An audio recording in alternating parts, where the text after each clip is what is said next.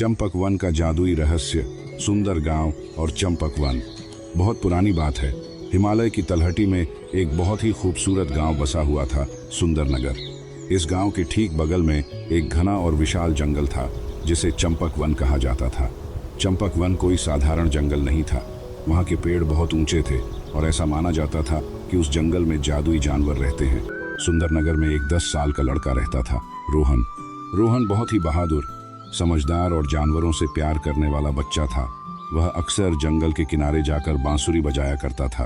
उसकी बांसुरी की धुन सुनकर जंगल के पंछी उसके पास आकर बैठ जाते थे।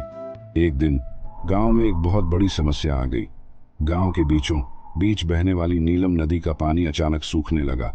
नदी का पानी जंगल से होकर आता था। पानी न होने के कारण गांव के लोग और जानवर प्यास से तड़पने लगे, फसलें सूखने लगी। रोहन से यह सब देखा नहीं गया। उसने तय किया कि वह चंपक वन के अंदर जाएगा और पता लगाएगा कि नदी का पानी क्यों सूख गया है। अगली सुबह रोहन ने अपनी पीठ पर एक बैग टांगा और अपनी बांसुरी रखी। उसने अपनी माँ का आशीर्वाद लिया और चंपक वन की ओर निकल पड़ा। जंगल के अंदर जाते ही सूरज की रोशनी कम होने लगी।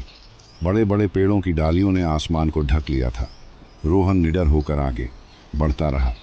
तभी अचानक उसके सिर पर ऊपर से एक आम आ गिरा। आउच!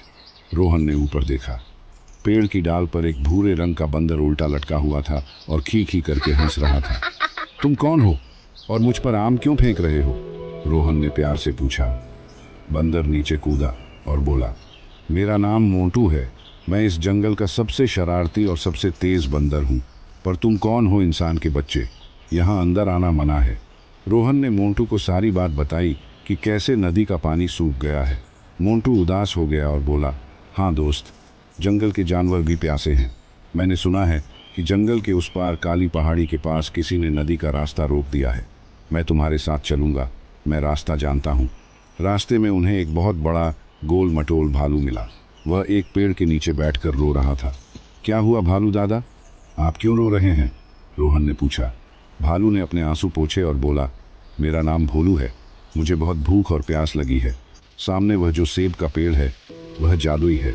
वह तभी फल देता है जब कोई उसकी पहेली सुलझाए। मेरा दिमाग इतना तेज नहीं है।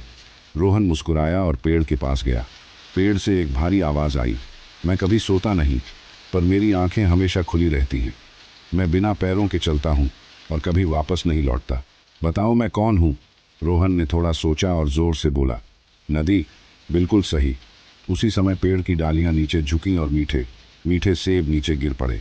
भोलू भालू ने सेब खाए और खुश होकर रोहन को गले लगा लिया। भोलू ने भी उनके साथ चलने का फैसला किया क्योंकि उसकी ताकत रास्ते में काम आ सकती थी।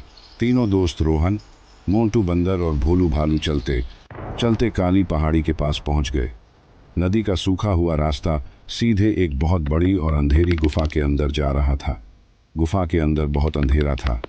जैसे ही उन्होंने अंदर कदम रखा, हजारों चमगादड़ों ने फड़फड़ाते हुए उन पर हमला कर दिया। बचाओ बचाओ! मोंटू बंदर डर के मारे भोलू भालू के पीछे छिप गया। भोलू अपने बड़े बड़े हाथ हिलाकर चमगादड़ों को भगाने लगा, लेकिन वे बहुत सारे थे। तभी रोहन को एक तरकीब सूझी। उसने अपने बैग से बांसुरी निकाली और एक बहुत ही मधुर और शांत धुन बजाने लगा। बांसुरी की जादुई धुन सुनकर चमगादड़ शांत हो गए और धीरे धीरे वापस गुफा की छतों पर जाकर लटक गए। मोंटू और भोलू ने चैन की सांस ली और बोले, शाबाश रोहन, तुम्हारी बांसुरी में तो सचमुच जादू है। गुफा के दूसरे छोर पर पहुंचकर उन्होंने जो देखा उसे देखकर उनके होश उड़ गए। नदी के मुख्य स्रोत जहां से पानी निकलता था, उसके ठीक सामने एक बहुत विशालकाय पत्थर रखा हुआ था। उस पत्थर के ऊपर एक पत्थर का दानव बैठा हुआ था। वह दानव बहुत गुस्से में लग रहा था। कौन हो तुम लोग? मेरी नींद किसने खराब की? दानव दहाड़ा। भोलू भालू ने हिम्मत करके कहा, तुमने नदी का रास्ता क्यों रोका है? गांव और जंगल के सब लोग प्यासे मर रहे हैं। दानव ने गुस्से में अपना बड़ा सा पत्थर का डंडा जमीन पर मारा। इंसानों ने और जानवरों ने मुझे हमेशा बुरा कहा है।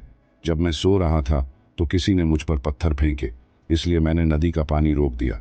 अब कोई पानी नहीं पिएगा। रोहन समझ गया कि दानव असल में बुरा नहीं है, बल्कि वह दुखी और आहत है। रोहन निडर होकर दानव के पास गया। दानव ने डंडा उठाया, लेकिन रोहन डरा नहीं। रोहन ने कहा, मुझे बहुत खेद है कि किसी ने तुम्हें चोट पहुंचाई, लेकिन सब इंसान या जानवर बुरे नहीं होते। अगर तुम पानी नहीं दोगे तो छोटे छोटे पक्षी, हिरण के बच्चे और गांव के छोटे बच्चे प्यास से मर जाएंगे, उनका तो कोई कसूर नहीं है ना। दानव ने रोहन की आंखों में देखा। उसे रोहन की आंखों में सच्चाई और दया दिखाई दी। रोहन ने अपने बैग से बची हुई रोटियां निकाली और दानव की ओर बढ़ा दी। लो, तुम बहुत थके हुए लग रहे हो, ये खा लो, मैं तुम्हारा दोस्त बनने को तैयार हूं। दानव का पत्थर जैसा सख्त दिल पिघल गया। उसकी आंखों से आंसू छलक पड़े। आज तक किसी ने मुझसे इतने प्यार से बात नहीं की।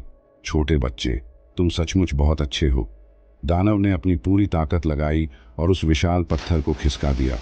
नदी का पानी जोर शोर से बहने लगा। गुफा से निकलकर पानी वापस चंपक वन और सुंदर नगर की तरफ दौड़ पड़ा।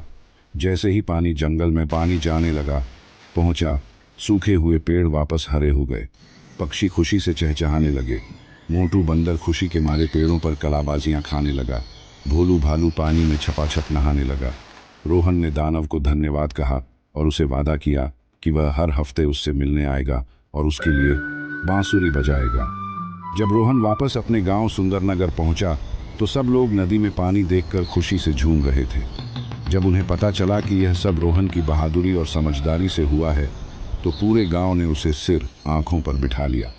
बच्चों, इस कहानी से हमें यह सीख मिलती है कि समस्याओं का हल हमेशा लड़ाई या गुस्से से नहीं होता। कभी कभी प्यार, समझदारी और थोड़ी सी दयालुता बड़े से बड़े और सख्त दिल को भी पिघला सकती है, और साथ मिलकर हम किसी भी मुश्किल का सामना कर सकते हैं।